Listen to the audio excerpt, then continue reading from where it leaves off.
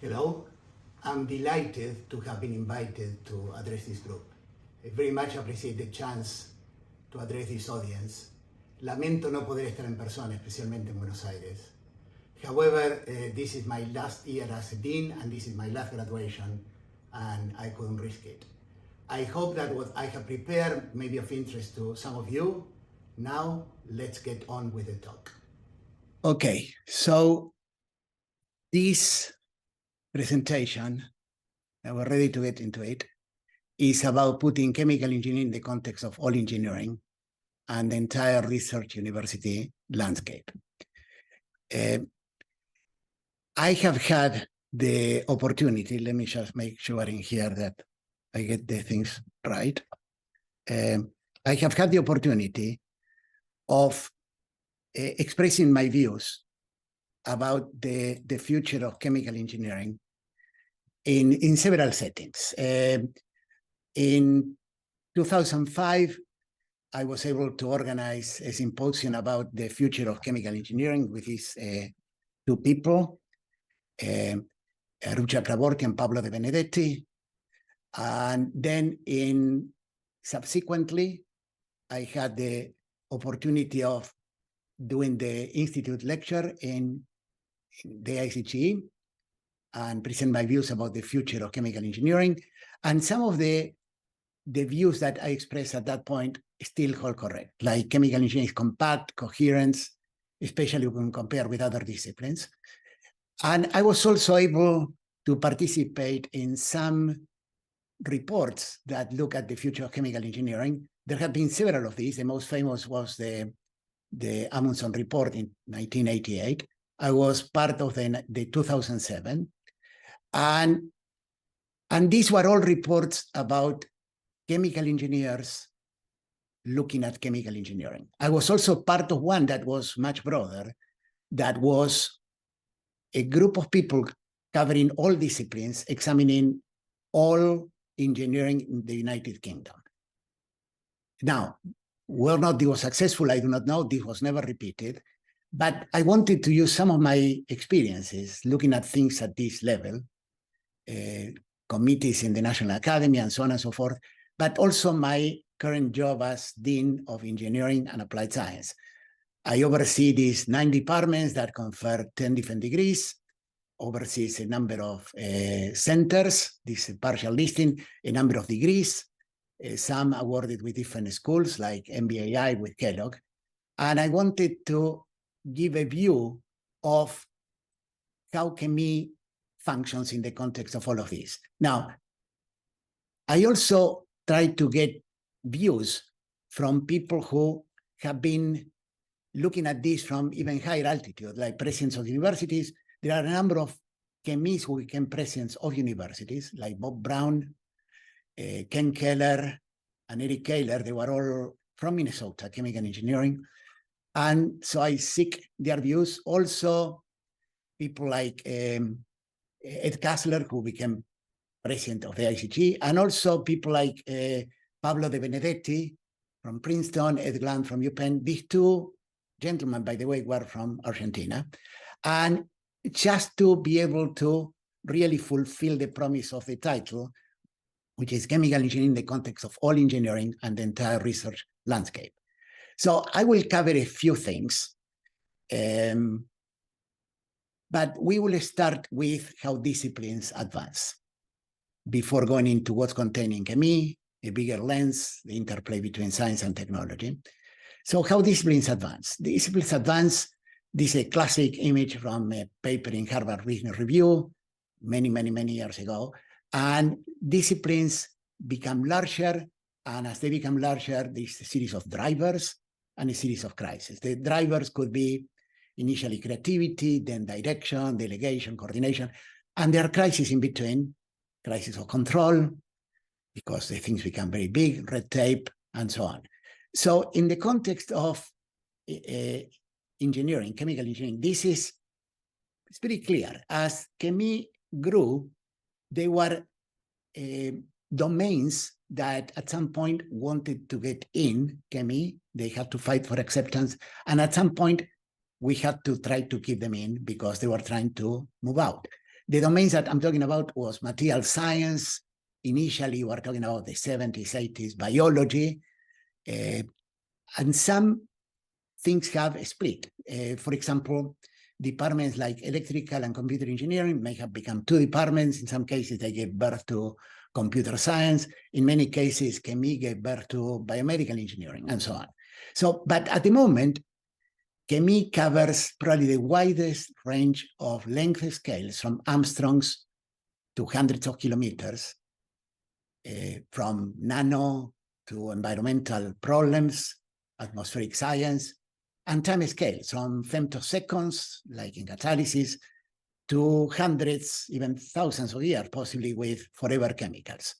So the fact that chemies cover a wide range of territories, you can see when you look at who chemies collaborate with. So this is a representation of who chemies collaborate with from my own institution.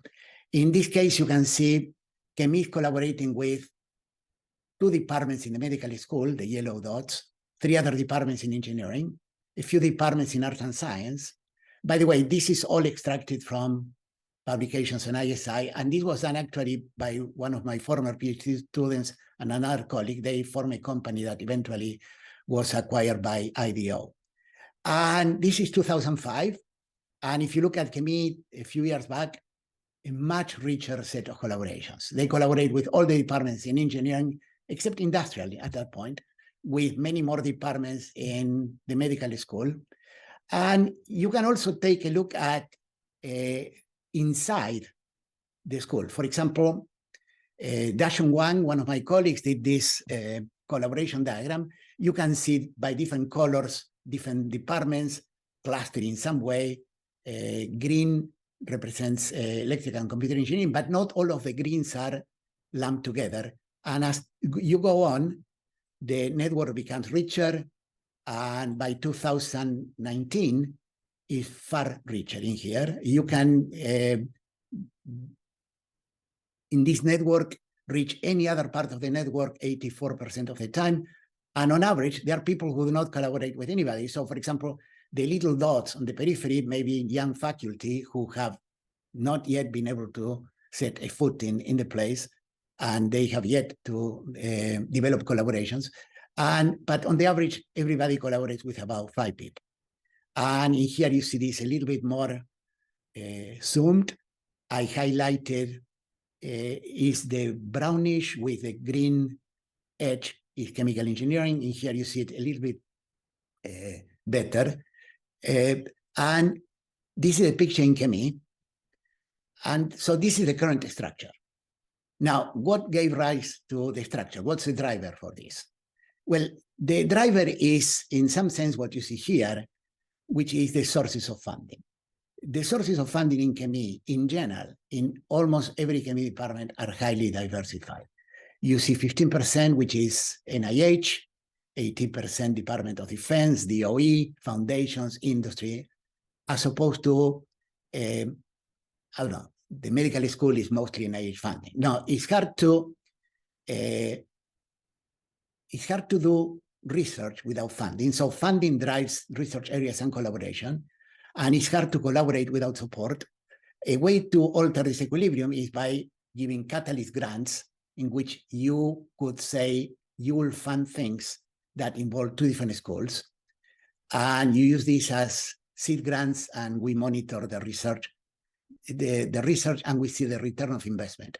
This is something really a good thing if you can afford to do it.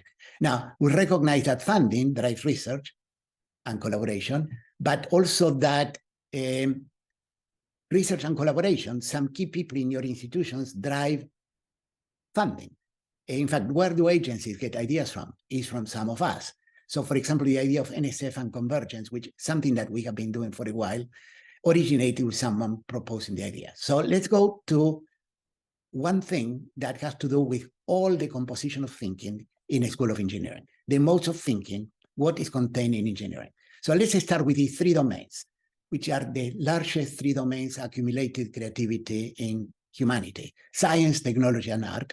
And if you want to assign a verb to science, you put discover, technology, invention, art, creation. And in science, the biggest discovery of science is science itself, really, but the scientific method really controls things when you are dealing with experimental work.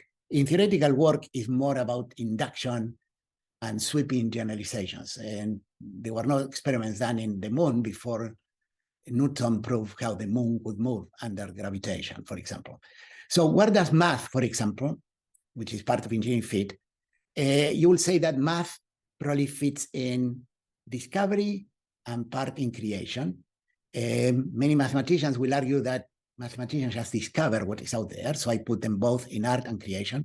But applied math fits in technology. A lot of applied math is invention.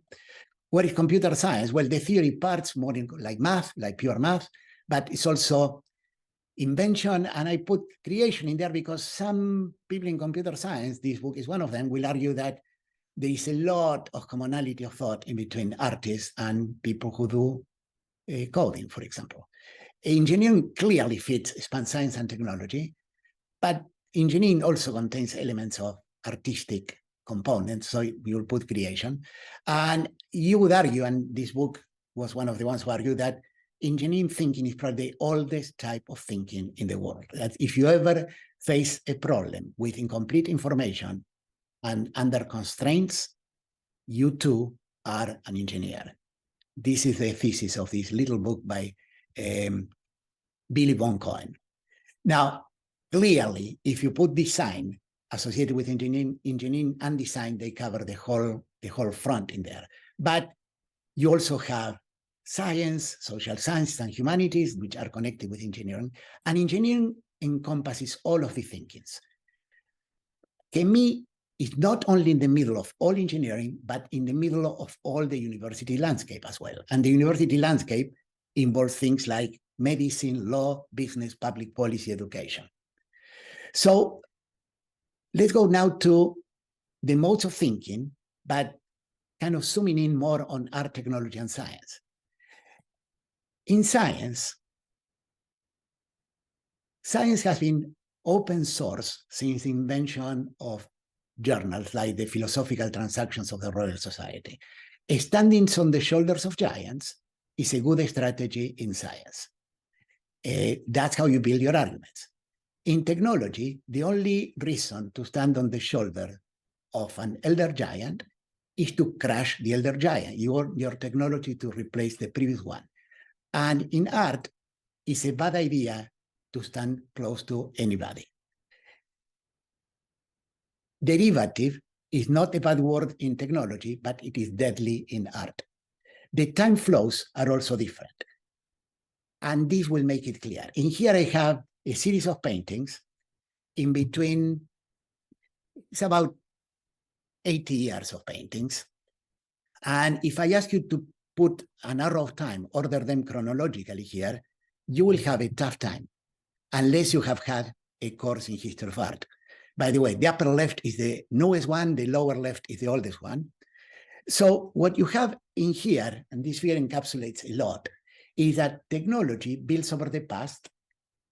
There are revolutions which are infrequent. Quantum mechanics would be one, relativity could be another one, the birth of molecular biology, another one. But if there are dead branches, they get trimmed. Technology is a continual adaptation with disruptions, and in art, is a constant reinvention. In modern and contemporary art, you cannot argue that there is progress. Before we went into abstract art and our art was representational, you could argue maybe that there was an arrow of progress. Not so anymore. So in mastering the domains, in science, you absorb and then you do. But in things like art, the same as in writing music, the learning and doing are integrated. They are intertwined. You do not take courses on theory of painting 1 and theory of painting 2. You paint. So in a classical engineering program, as well as in every science program, there is consumption and then production and a capstone design at the end.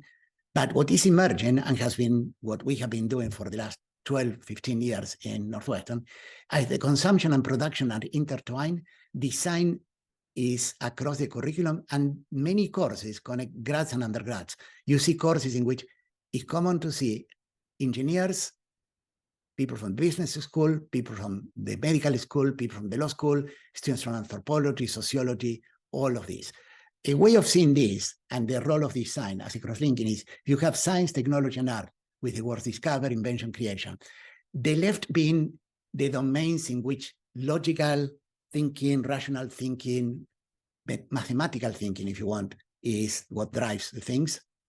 And on the right, right brain thinking, which is divergent, metaphorical, aesthetic, if you want, creative. Of course, the brain is much more complicated than this, not that right brain domains concentrates on what I call here left brain skills. This is a figure of speech, but it's a good way to see that when you put engineering plus design, you cover the whole spectrum in there. Now, let's look at now the interplay between science and technology. A lot of what chemists had to do was that when chemists arrived to the scene, chemistry was developed as a science, but the science that was needed to advance technology in chemical engineering was not developed. Physicists have been working on thermo, we have Gibbs, Boltzmann, but at some point the physicists decided, we are done with this. Someone has to advance the knowledge. The same as in catalysis, physical chemistry, and chemical engineers had to advance the missing pieces before advancing the profession. But this is not how all technology advances. We had steam engines way before the laws of thermodynamics were sort of established. The book by Sadi Carnot will remain even on the shelves without attracting any attention for several decades. The same thing with flight. I mean, we were flying before the equations that would allow you to calculate lift were developed. Ironically, some of that math comes from Lord Kelvin, who declared that heavy and air flying machines are impossible. But at some point, there are explosions in science. This is probably the meeting that had the most concentration of science in any conference in history. The names that you can see there, Planck, Curie, Dirac, Einstein, de Broglie, Heisenberg, Schrödinger, Bohr. These were the people who gave birth to atomic theory, among other things. And at some point, someone exploits that science, builds transistors, and someone comes with a logic and that can make all of this work. Claude Shannon in here, which is on amount of impact per recognition, he has to be one of the highest impact scientists people in the world. His degree was in engineering, by the way. He's the father of information theory. So at some point, it's easy to believe that flow occurs only this way, science to technology. And this is what got sort of codified by Vannevar Bush, arguably the most impactful dean in the history of engineering in the US, advisor to presidents. He's one of the organizations that he ran, the Office of Scientific Research and Development, was responsible for the invention of the radar, critical in World War II, and also the creation of NSF. That was a consequence of science, the endless frontier, this reporting here. So science implies understanding, and this understanding is what gives us the ability to predict things.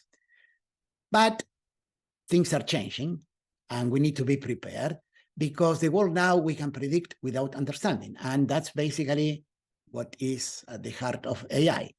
We can predict things in some domains without really understanding. Now, if you take a back view and look at the impact of engineering in the world, this is a partial listing produced 20 years ago by the National Academy of Engineering. These were the things that they were deemed the one a subset of these. There are 20, I'm not listing all of them, that had the highest impact on society. And there are a few things in there that are connected with chemical engineering, like petroleum and petrochemical technologies, advanced materials. All of these things either came out after departments were created or even before they were created, okay? We had really steam power developed before there were really mechanical engineering departments. Certainly we had flight before aerospace was created. And so when you look at chemie in the spectrum of what's done in science and applied research, this is a classical 4-quadrant diagram poster by Pasteur, not by Pasteur. It's named the Pasteur quadrant because one of the quadrants used inspired research is named after Louis Pasteur. So pure basic research without any consideration of use is Bohr, and pure applied research applied without trying to understand things is Edison. Now, chemie, I would argue, initially was more on the pure basic, advancing the frontiers of science, moving into technology, and now is moving more into the technology side there. But one thing that is interesting, looking at the recent past, not the really far away past, this observation comes from Bill Showalter. If you look at the citations that were written about people in chemical engineering, when they were elected to the National Academy of Engineering, you see the words understanding, elucidating. I am in that category, developing the foundations of something. Whereas in other parts of the academy, like electrical engineering or electronics, is for advances that move the frontiers of technology, contributions to signal and whatever. So another view, even of higher altitude, is the Draper Prize. I happen to have chaired this for a while, and this is like the Nobel Prize of Engineering. You see people who are recognized for inventing the World Wide Web, Fortran, integrated circuit, fiber optics. When you look at the chemie contributions, platforming, that's Val Hansel, medical drug delivery systems, this is Bob Langer, who altered the equilibrium of everything in chemical engineering. Direct evolution, this is Francis Arnold, who won the Nobel Prize of Chemistry. Francis is at Caltech. And Jean Fréchet and Wilson for chemical amplified materials for micro and nanofabrication. So a lot of the things come from things that were developed, we're still milking things of the solid state physics advances and computer science. And if you look at chemie on how we did, and by we, I mean me included, in 2007, I was part of this report, we said at that point, this is a while ago, 2007, we saw emerging some things, and we saw that some things were weakened, and some things were right. SynBio clearly has emerged, and at least here is completely driven by chemical engineering. But I don't think that we have so much emphasis now on fossil energy extraction. And I think that we should probably go more in the business of operational optimization. Now, let me give you two examples from two colleagues that are not chemies, but what they have done could be chemie or could be part of chemie. The first one is a fellow named Dirk Brockman. Dirk Brockman was here in applied mathematics, and eventually, before he went back to Germany in 2013, he co-authored this paper on epidemics. It also could be disruption of supply chains, transportation, with Dirk Helbing, also from Germany. And in here you have the interplay between networks, which is something that has caught the attention of people in engineering and in my own institution in engineering and crossing to the business school. And clearly, when COVID hit, Dirk was completely prepared to be the central voice in Germany about anything that had to do with the spread of COVID. Now, we have people in chemie, Luis Amaral, who work on similar things. And I mention this because this is the interplay between global networks and local things like the transmission. There are many problems that fit in this category. The second example, and it will look much better with music, is a video that was done for John Rogers, The video is about 7 years old now, and John works on wearable technologies, biointegrated labs. This involves material science, which has an appointment, biomedical engineering, has appointments in the medical school, but you will see that, for example, in this device that captures sweat and analyzes the composition and so on and so forth, this could be chemical engineering. This is something that chemists could be working on.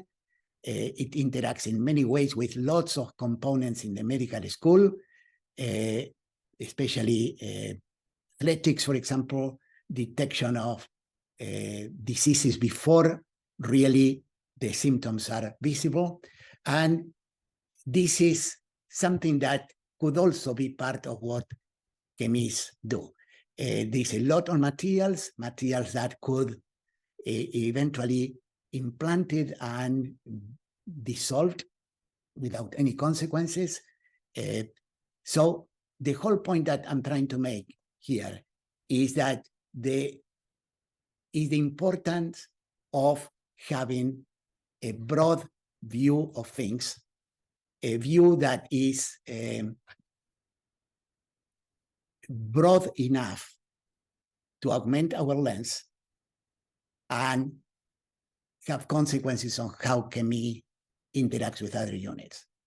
Let me stop here and give you some closing remarks after I move from my desk. Thank you. Okay, so happy to have had the opportunity to share my views. System thinking, as in process systems engineering, should be more widespread in the context of chemical engineering, but it's not. Chemistry has been more aligned with material science, biology, chemistry, and medicine than with industrial engineering, systems engineering, logistics, and operations. Regarding my first example, Dirk Brockman and the paper on SARS, I have said before that the time is right for chemistry to re-embrace and expand system thinking and capture new territories. A current confluence of factors, energy, global health, quality of life, all arising from increased interconnectedness and speed and complexity, makes the intersection of chemistry with complex system thinking significant and impactful.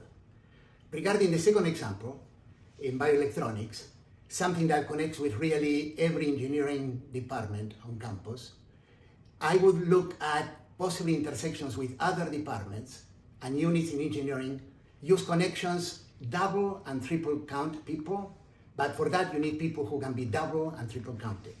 In general, I would advise continue deepening the frontiers of science, but also to embrace entrepreneurship and technology transfer, and maybe involving some entrepreneurs in residence. But if there is one central message arising from the entire talk, is the importance of having a wide lens. That's the central message that I tried to convey.